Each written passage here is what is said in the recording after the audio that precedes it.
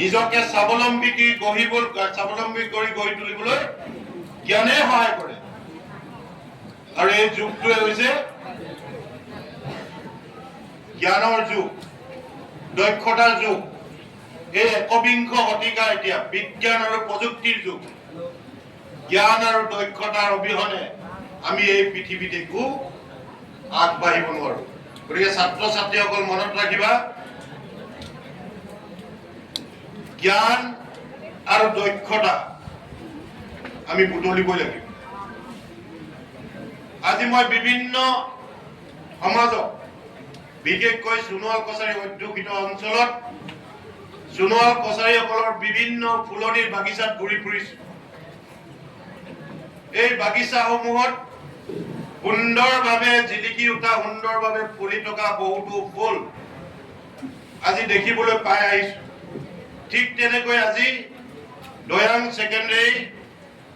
Senior secondary বিদ্যালয়ৰ সভাগৃহত সমগ্ৰ গোলাঘাট জিলাৰ সোণোৱাল কছাৰী অধ্যুষিত যি বাগিচাত ফুলি উঠা কেইপাহমান ৰং বিৰঙৰ ফুল আজি মই দেখিবলৈ পাইছো।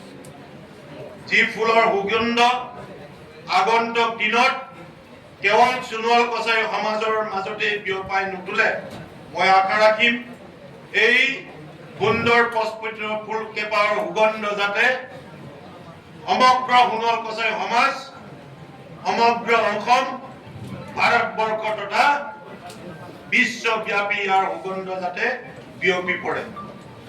আমি সকলোৱে জানো, খনিৰ পৰা উদ্ধাৰ কৰি অনা এচপৰা সোণ নিজে নিজে কেতিয়াও জিলিকি নুঠে।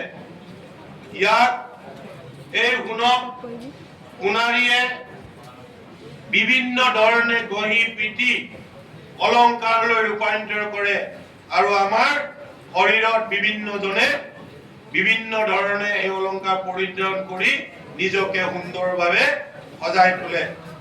ঠিক তেনেকৈ এই আমাৰ সমাজত গোলাঘাট অঞ্চলত আজি জিলিকি উঠা কেইপাহমান যি ফুল, এই ফুলকেইপাহ যাতে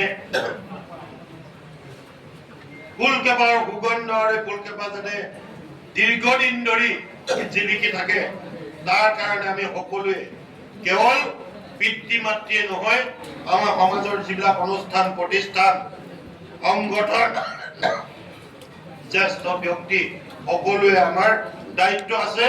এই ফুলনি বাগিচাত পানী দিয়াৰ, সাৰ দিয়াৰ, সোণাৰীৰ দৰে কাম কৰাৰ আমাৰ দায়িত্ব সকলোৰে আছে।